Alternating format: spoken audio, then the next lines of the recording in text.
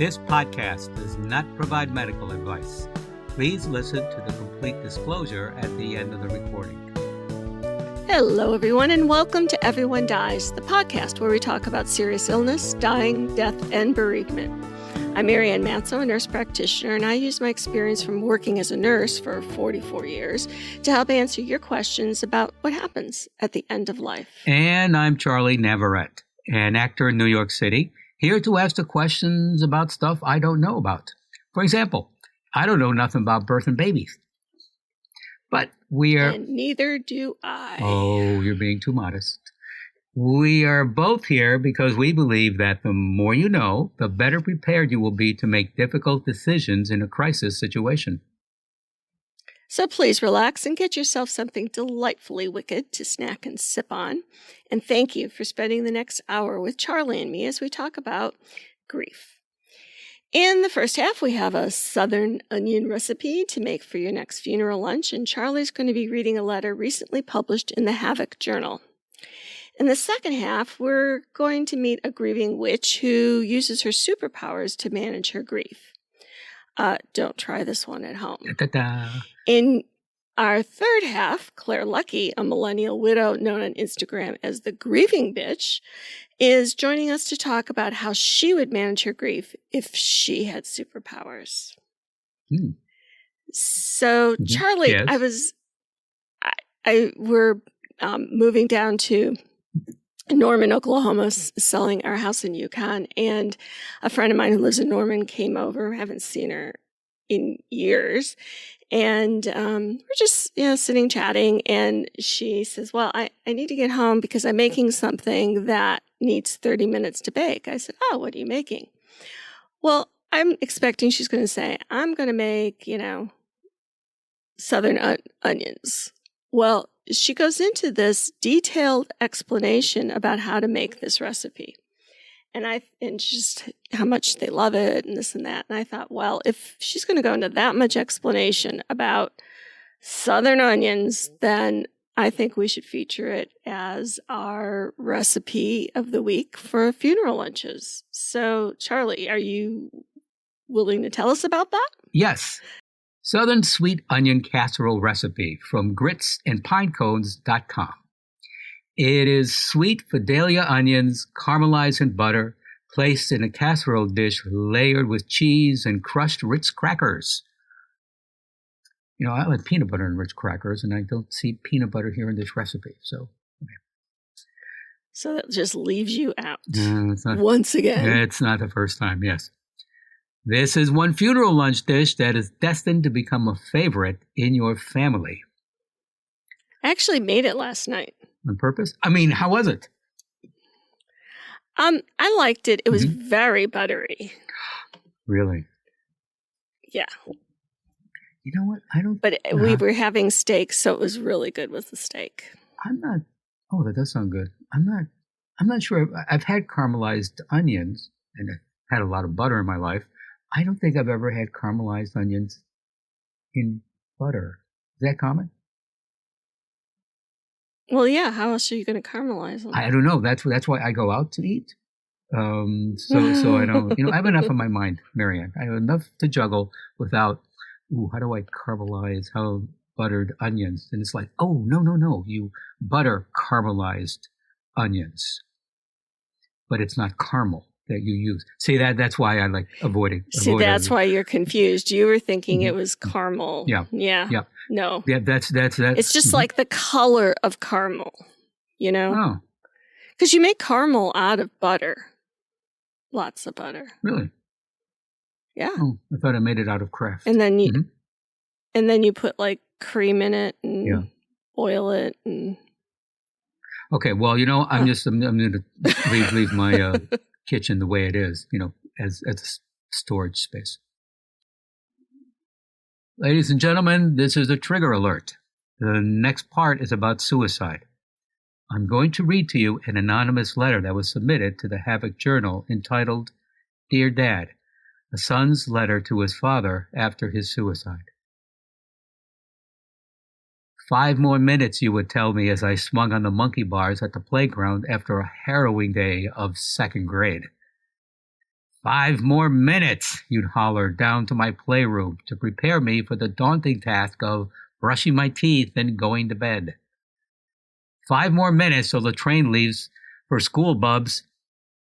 That was the fourth to the last sentence you said to me that day. I love you so much was the last.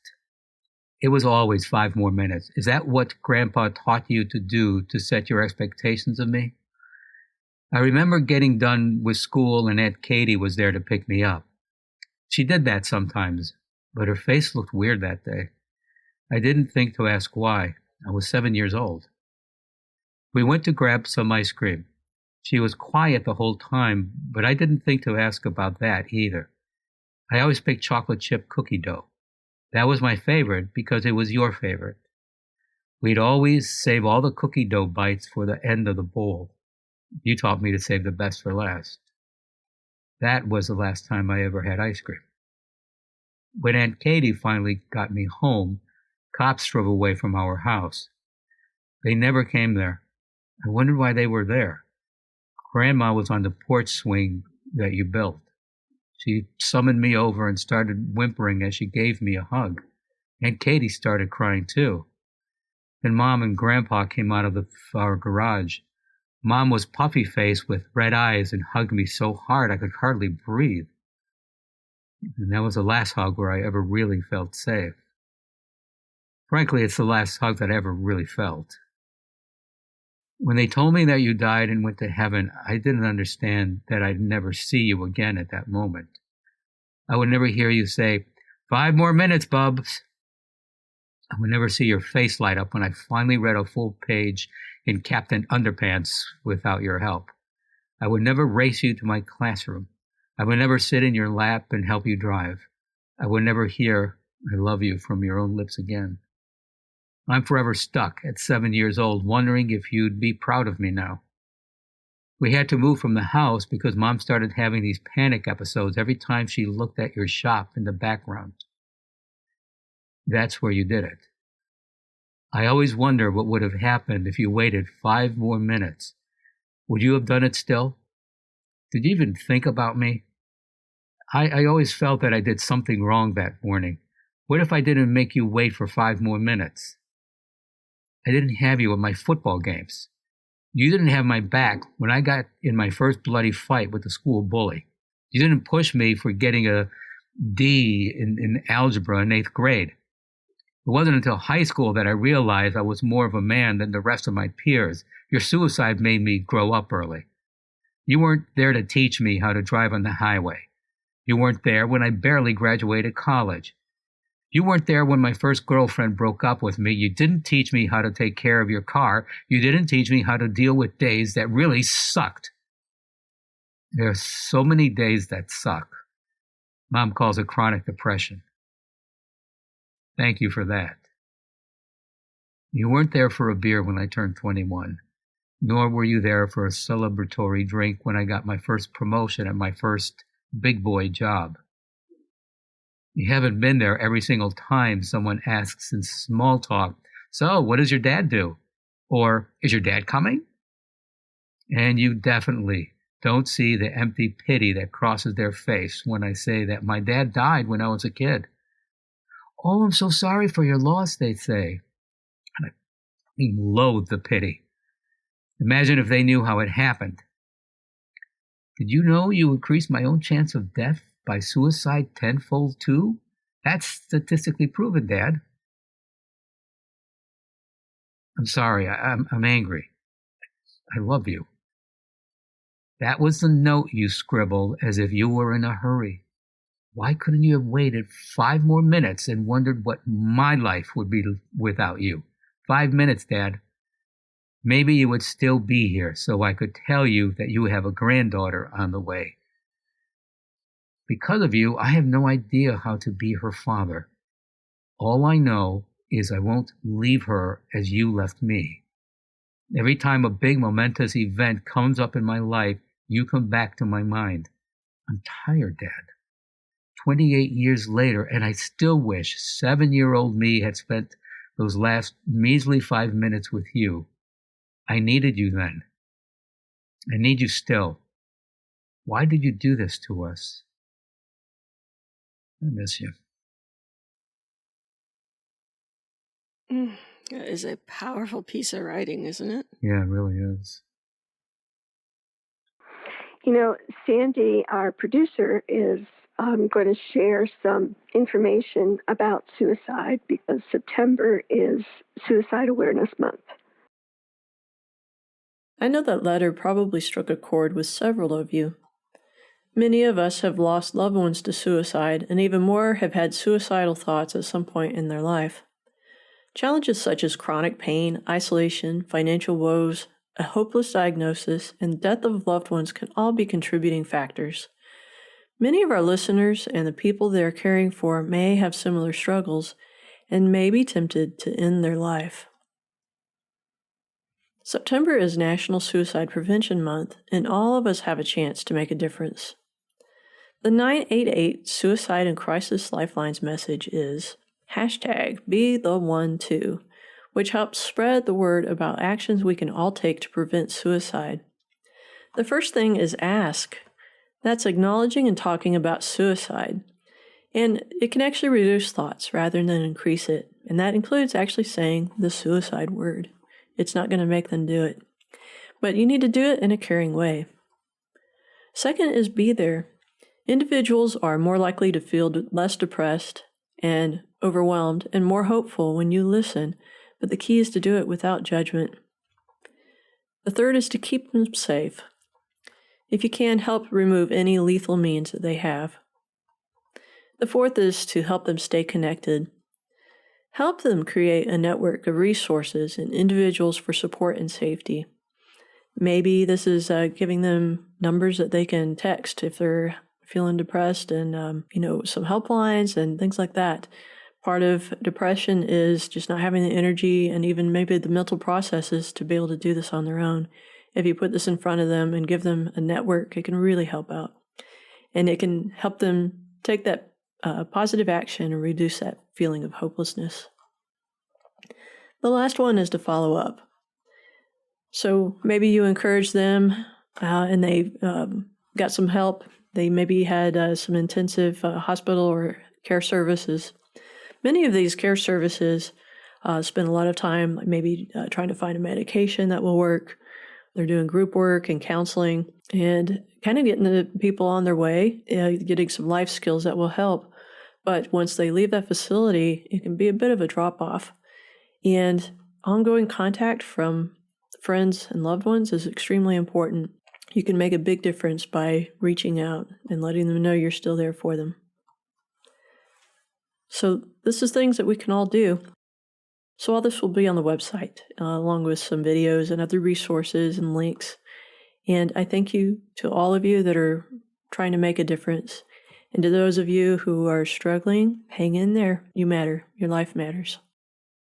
So Charlie, where can they find those resources? Please go to our webpage for the recipe for Southern Sweet Onion Casserole, plus additional resources for this program. We hope you will follow us on Facebook and Instagram, and remember to rate and review this podcast. We have a link in our show notes that makes rating our podcast easy, and that would be so helpful to us. As a licensed nonprofit organization, we are dependent on your kindness and always appreciate your tax-deductible donations. If you find this podcast to be of help to you, please go to our webpage to donate so that we can continue to provide quality shows about serious illness, dying, death, and bereavement at www.everyonedies.org. That's every, the number one, dies.org. Marianne? Thank you for that, Charlie. So as we continue our discussion about grief and how to survive it, we're turning today to a superhero sitcom series. You know, you never know where you're going to find inspiration, Charlie. That's true. And have you seen WandaVision? Yes, I have. So how many, well, okay, spoiler alert, we're going to talk about WandaVision. So if you're planning to watch it and you don't want to know, then I don't know, Otherwise, we're you might expose something. So how many episodes did it take you before you realized what was going on? Exactly what was going on. How many episodes were there? 8, something like that. I'm going to say like somewhere, episode 3 or 4. When I realized, wow, she's just making this up. It's and so have you seen a lot of the Marvel movies? Only a couple, but so for those of you who are going to watch WandaVision who haven't already, it really takes about 3 or 4 episodes before you start to think, what's going on here? So even though superheroes are superhuman, they're still human. So Thor is depressed and Iron Man is prone to panic attacks, and the Scarlet Witch is grieving the death of both her brother and her husband. So this week, what we're going to talk about is her approach to grieving. But let me give you a little background, just a little. The character Wanda is Wanda Maximoff, and also known as the Scarlet Witch. And she's had an interesting background. And there's a link in the show notes for you to get like her whole story, which I'm not going to tell you because I don't have time. But let me give you a brief introduction to Wanda. She's a Sokovian native. Her full name is Wanda Maximoff, and has a twin brother, Pietro, who survived an explosion in their apartment building that killed both of her parents. Years later, they both volunteered to undergo genetic experimentation. Wanda acquired the abilities of telekinesis, energy manipulation, and some form of neuroelectric interfacing that allows her to both read thoughts and give her targets waking nightmares. Wanda and Pietro worked with the Avengers, and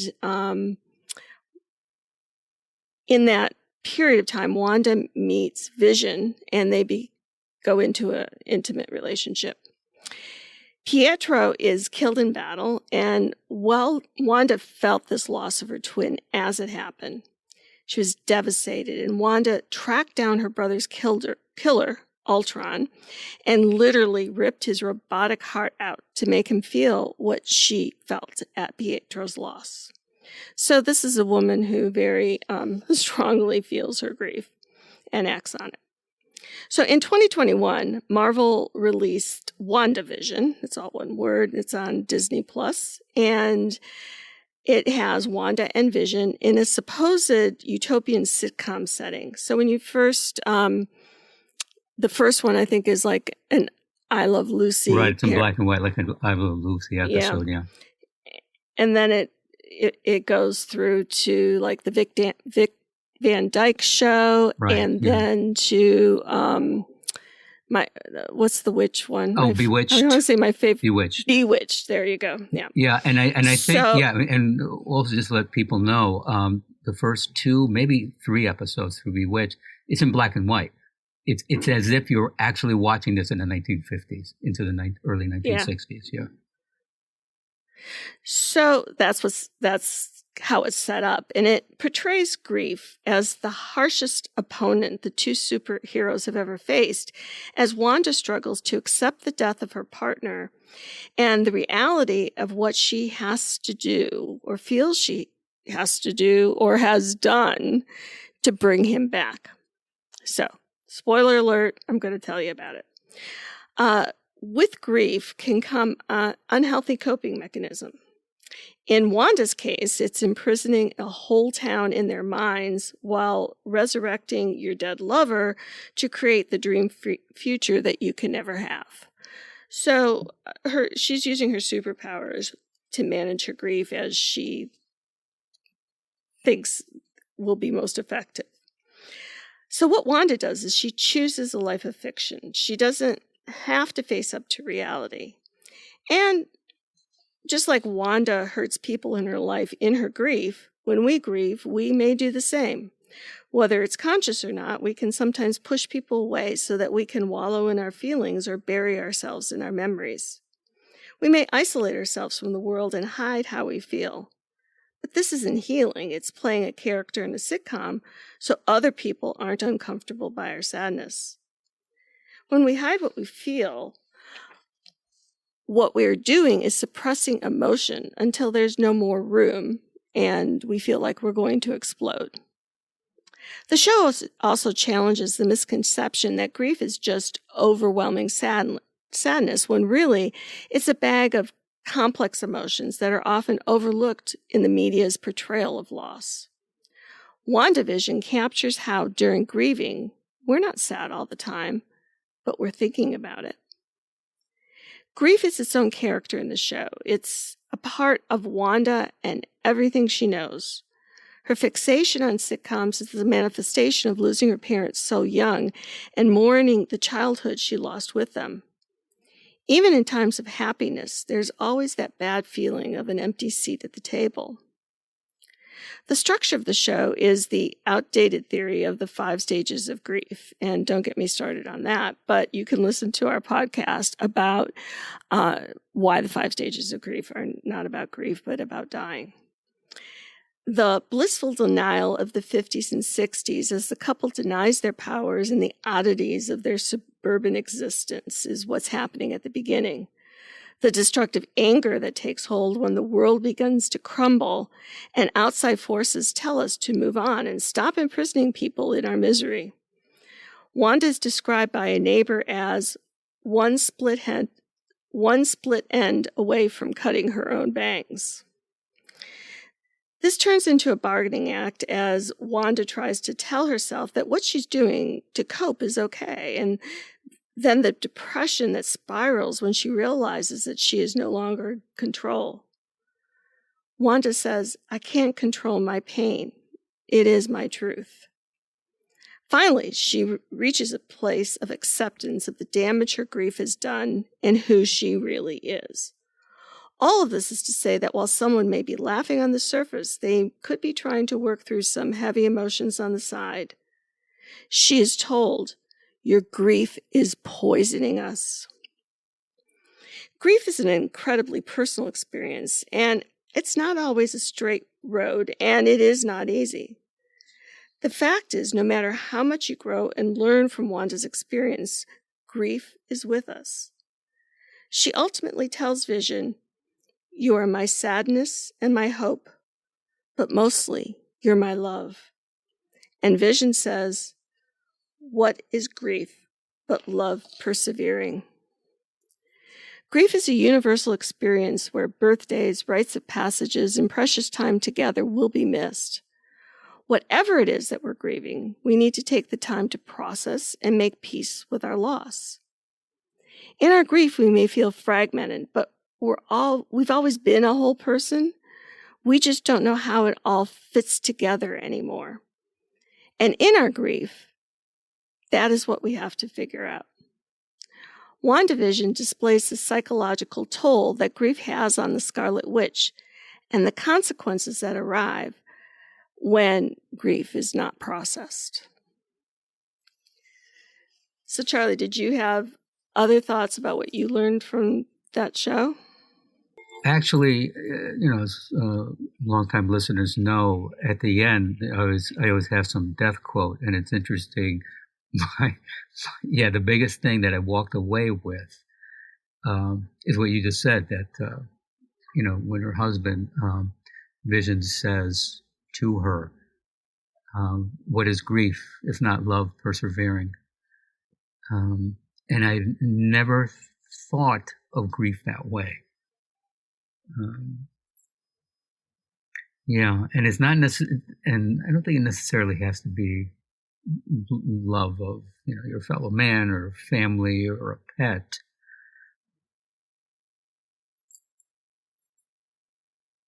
But just that something perseveres. We are living in America now in a time where it's not unlike the Civil War of the 1860s. And I know for me, there are times I grieve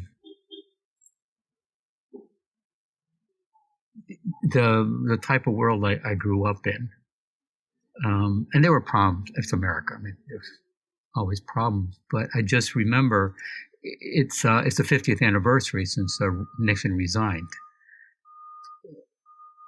and nobody was surprised. I was a teenager, and nobody was surprised that he resigned. And both political parties told him it's time to go. And then his political party, Republicans, the most powerful ones, got together with him and said, basically, either you leave or you will go to court. We'll take you off of court. And I just can't imagine something like that happening now, with people taking responsibility for their actions. So for me, that's a type of grief, that type of America at this moment does not seem to be persevering. So you're saying the love part is missing because it's not persevering? I'm sorry, that what? The love part is missing because... Yeah. So I was saying, that yes, sometimes it's love, but sometimes it can be something else. A change in culture, a change in society. Change and growth. For me, I don't feel it happening in America right now. Mm. Well, I was surprised by how well that show talked about grief, Mm-hmm. and how it looked at it like square in the face. So often you see it kind of tucked away and not pulled out and examined in the way that it was in WandaVision. So I appreciated that, and thought, for people who are grieving, it might be another perspective to watch and say, yeah, I really relate to that, and I wish I could do that, or I really relate to that, and boy, that's an unhealthy way to respond. Well, actually, did you see the latest Doctor Strange movie? The latest, no. Because it starts out. So Doctor Strange, he has a big ass problem, and he needs Wanda's help. And she is, she's gone through all of this, accepted. It's after the TV show, the TV series, and she comes across, she's accepted the grief. She feels very bad that she manipulated this town to her own end. But Doctor Strange needs her. He needs that ability of hers, manipulation, because he has a big challenge. And if you haven't seen Doctor Strange, okay, spoiler alert, as helpful as she is in the beginning, no, she takes her grief, and basically her philosophy now is, I sacrificed everything to save this damn planet and half the universe. It's my turn now. And she wants this type of stone amulet that Doctor Strange needs to get a hold of. But she wants it because then she could control time, and she could essentially, if she wanted to, create her own universe the way she wants to see it, with the people she loves, and at the expense of everyone else, so that her grief now has turned to vengeance, because she feels she deserves what was taken away from her. She deserves it back, and she just doesn't care how it affects anyone else.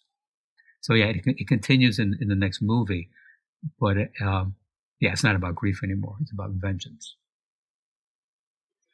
And really, and that can happen is if you don't manage your grief, and you don't work through your grief, and either talk to somebody or do EMDR or any of the things that we've been talking about related to grief, it can poison you and relationships and your future. Yeah, and that's exactly what happens with that movie, with her in that movie.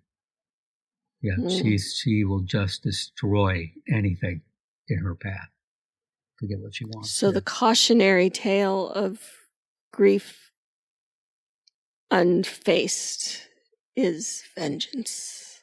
Dun, dun, dun. Da, da, da. Okay, good.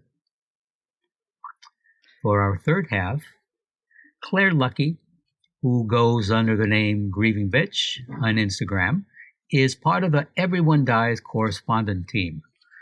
At age 32 and only 5 months after her marriage, her husband was diagnosed with stage 4 glioblastoma, brain cancer, in February 2020.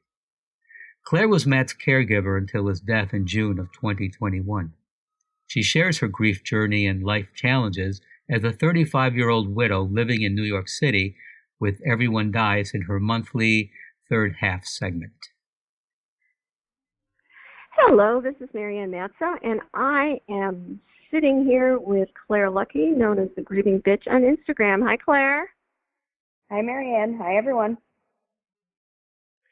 So this week we've been talking about WandaVision, and so I gave Claire the assignment of having to watch WandaVision, and she was very pleasant about it. Thank you for that, Claire.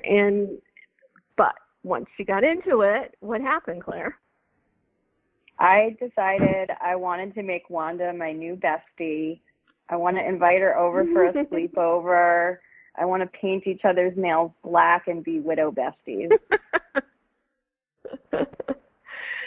So, as we've already told y'all what WandaVision is about, and my thought was, as I watched it, is like, well, what would Claire do? They have those bracelets. What would Jesus do? Well, what would Claire do? What would Claire say if she had superpowers and could do what Wanda did with Vision? Would she do that with Matt? So, Claire, talk to me about that. I would absolutely bring him back. I think there's this moment that Wanda has when it's in the show, and I forget what episode it is, but you see how Vision has bought a plot of land for them, and she sees the deed and she sees a heart around it, and then that's when her heart explodes, and then she creates the whole universe for them to live in. And I think it's at that moment that she realizes the life that she could have had together, and that's all that it's created. And that really stuck out to me. Given my background, Matt got diagnosed with terminal brain cancer right as we got married, right as we were newlywed.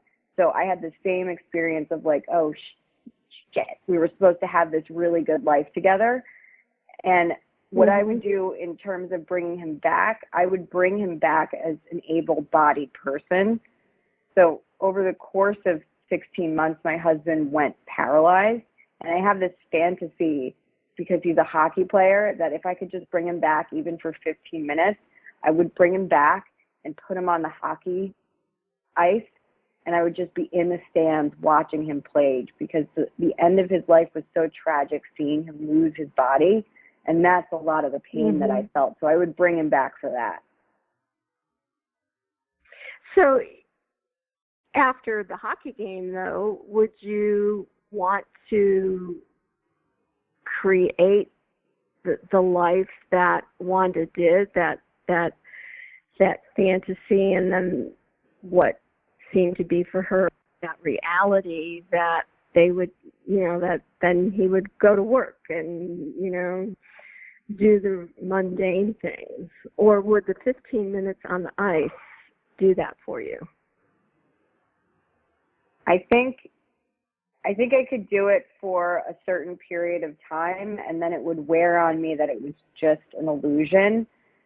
And I think she also crosses a period where she realizes that she's putting people under, and they're going to some sort of subconscious level, and I don't know if I could reconcile with that, because they're in pain and they're suffering, and also you're continuously lying to you're continuously lying to your husband by creating this fake world, and you see her kind of struggle keeping it together through the show. So it does take a toll on everybody. So I don't think I could do it for a long period of time. Well, then, so if you did it for a while and then you had to end it, like you saw the turmoil that she went through in deciding about ending it. Do you think that would be worth it? And I know we're talking grossly hypothetically, but when you get into a show like that, it's like, I don't know, maybe I'm just egocentric, but it's like I put myself in her shoes. It's like, geez, what would I do, and how? Like, if I got into it, how do you get out of it? Oh yeah, because I don't know how you get out of it. I mean, I relate to her reaction to create this whole universe was just from such an instinct of hers, like deep inside her. So there was I don't think she had any thought. There wasn't thinking it through. It was just this decision to she says in the show, like, I don't know how I did it. I don't know how I did it. It's the phenomena of grief in general. When you're in that survival mode and when you lose your spouse, you don't know how you're going to behave until you get there. And you're going one foot in front of the other and you can't look up. So I think that's what was going on. But there's a scene in the show earlier where her brother, which we figured out is created by somebody else, Agnes, but he says, "What, is your husband going to die twice?" And she shoots him across like the courtyard or center of town. So she already is aware. She's like, oh, I'm not going to, she's already internally struggling there. But I think saying goodbye the second time was so painful for her. And I don't know if I think, having seen the show, I feel like I've learned from her. So I feel like when I can bring Matt back and when the scientists can figure it out, then I think I would just bring him back for an hour or a day, and then no, I could end it. But maybe I would still struggle with that. I'm struggling now to know exactly what I would do. And I think I'm fortunate in the way that Matt left me videos, and there's things that he released me in a few ways to say go on and live a good life and get all the comforts that you can out of it, and know that I'm safe and I'm at peace. So I have those things to hold on to at night. Well, and I can't, I listen to country music sometimes, or I'll see people posting in social media where they'll say, I just want him back for one more minute. I just want one more dance. I just want one more whatever. And I don't know if I'm a realist or if I'm a bitch when I think to myself, would that one more be enough? Because, I can do that with candy. I'll just have one more piece of candy, but it's not enough. I want more. I always want more. Do you? It could be just like a drug. Addicted to bringing them back. Whatever, or to having them there just to be back to whatever we determined was normal. I want to be normal again. It's like, well, honestly, were we ever normal? Was any of it any normal? No, and we're adjusting to this new reality, and it's kind of like you have to start. There's another aspect of this is I have to start on grief day one again. It could just trigger me right back. Yeah. Right. I mean, that's the thing. I mean, that's the unintended consequences. Like, in the short term, yes, come back and be in my life and play hockey and make love to me. But unless that is going to go on to infinity and beyond, won't there be a goodbye there? Yeah. There's going to be another goodbye. it's like, do you want to really start over again? And I burst into tears when she was saying goodbye to him the second time. When she's, when you're going through the universe, or she's ending the vision, so to speak. That was just incredible. And what is he says something about what's love, but, oh shoot, what's the line? Do you remember? No. But you know what else I thought was really interesting about the whole thing was they fall in love when she's grieving. She's in the Avengers suite camp thingy, and she's watching TV. She was grieving. Yeah, she was grieving the death of her brother and her parents. And he said something so simple to her. He was like, well, if you're grieving, that means there's something to be gone or something to be lost. And he basically equated grief and love to be pretty much the same thing. And then that's where their romance began. So she's lost her anchor. She originally lost her family of origin, and she was completely lost and out of sorts. And then she had an anchor, and that anchor was Vision. And then all of a sudden, it's not just him. Everything else is getting triggered by the loss of Vision. Right. And the loss of her future and what she thought that future was going to be. And then the question is, what is her future now? Bingo. You can be an Avenger, you can go to the dark side, and there's follow-up movies for those who haven't seen them. I haven't seen them yet, but Charlie talks about them. I will if my favorite Widow bestie's in it now. See, there's all kinds of millennial widows there, I guess. But I think that her dilemma is one of, I think we fantasize that's what we would want, but then when you watch it, you watch Wanda and Vision go through that, then you say, well, I said, geez, was that a good choice? So how about for you? Do you think it was a good choice for her to do that? Ultimately, no. Ultimately, it's not ideal for her healing. It's playing the role of Miss Universe, and that's not for us to. That's above our pay grades as humans or Avengers. So let them, let the universe do it. Superheroes. Yeah. And then in the meantime, you'd have to say goodbye twice. So I don't think I could do it. I ultimately I couldn't do it if it was hurting other people. And ultimately, I don't think I could do Grief Day 1 again and leave Matt again. I don't think I could do it again.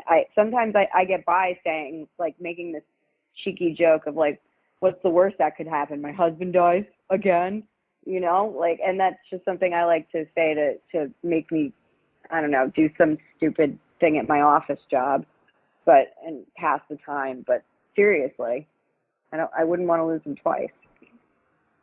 Right.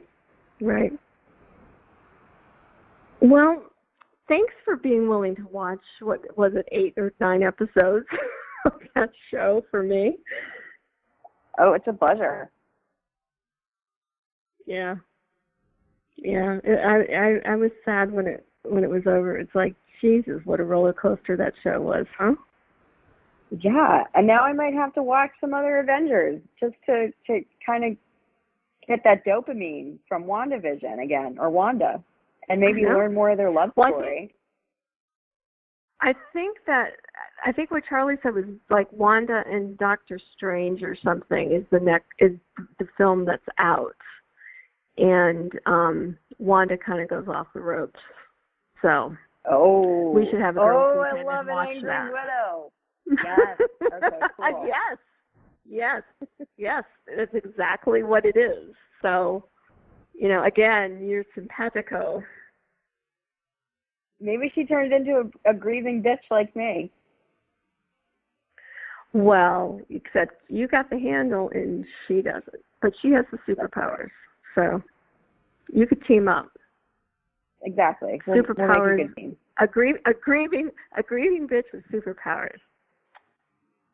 I love it. There's a force to be reckoned with.